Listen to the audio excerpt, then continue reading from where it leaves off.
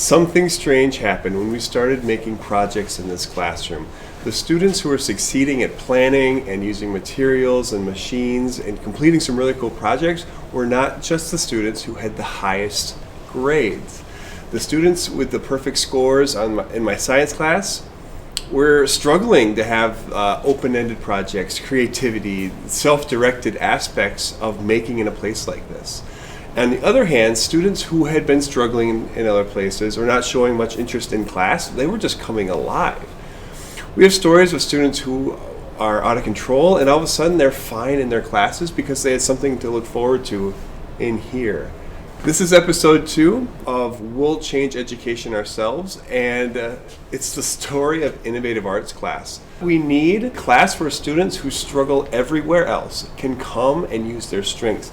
A class that isn't super easy for our brightest students. They also need challenge. They need open-ended freedom to push themselves way past, that A level that they can get to so easily. So the class boils down to the 3 words that make up my website: puzzle, shift, and create. There's a lot of meaning loaded into these words, so we're just going to start talking about them. First of all, puzzle. Now, our mindsets, our expectations, our goals, and our habits, the aspirations we have, the beliefs we have about ourselves, they're just one big puzzle jumbled up in our minds. And one thing that I do is start connecting those pieces. What are your expectations about yourself? How are your habits helping or hurting you? What are the next 5 tiny steps you can take towards a big goal? We talk about how mistakes are how we learn, and so let's learn from others. Notice your own mistakes. Practice so that you can find more mistakes to avoid. The next term is shift. We can shift technology from being just a toy and a distraction to being a really powerful tool that our students use to learn faster, do more interesting things. Just to state the obvious, we're not using technology to its fullest potential at school. There are, of course, teachers doing interesting things in individual classrooms. Well, that kid can't walk to the next classroom and use that cool thing that they learned in that different setting.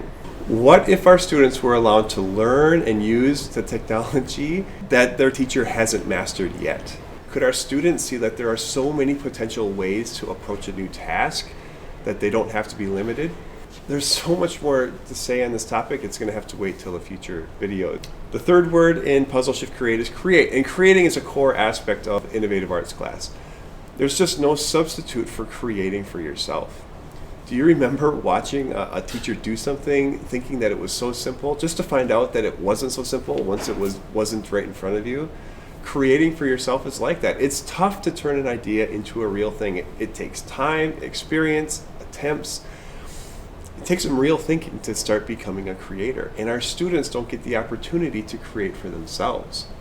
A typical project at school will provide all the materials and the tools and the step-by-step instructions that students can quickly copy and turn it in. Real life makes you choose your own materials. You have to decide what the best tools are. You have to develop your own steps for whatever you're doing. But even more important is the realization that life can be a creative adventure. There are just unlimited possibilities. You can put things together in new ways without waiting for someone to show you the specifics.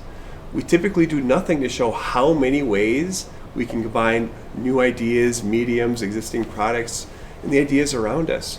I can have our students take their strongest skills, put them in the topics they're most interested in, and then ask them to brainstorm creative ideas for potential projects. This sounds crazy to manage in a traditional classroom. I've developed 6 creator types to help organize the different starting points for kids to enter becoming a creator. The point is, all of this is possible in a classroom, and we can imagine a future where more of this is happening in all of our schools. Students need to have their mindsets, their expectations, their technology habits, their productive habits all under control. This is a unique environment, and I hope to model something different with this class. I don't have everything perfectly developed and prepared. The procedures are being built, and I'm trying out new things constantly, and actually making these videos is part of my process to make this come alive. In the process of articulating it makes me refine it, understand it better, and then teach it better. Now, awesome things are awesome happening, but it's been a long road. I'm hoping to gather a community to share the journey. Feel free to connect on social media. I hope to hear from you soon. The goal is to help students work up to their potential. Now, whatever that might be, and to realize that their future potential is much higher than they've realized before.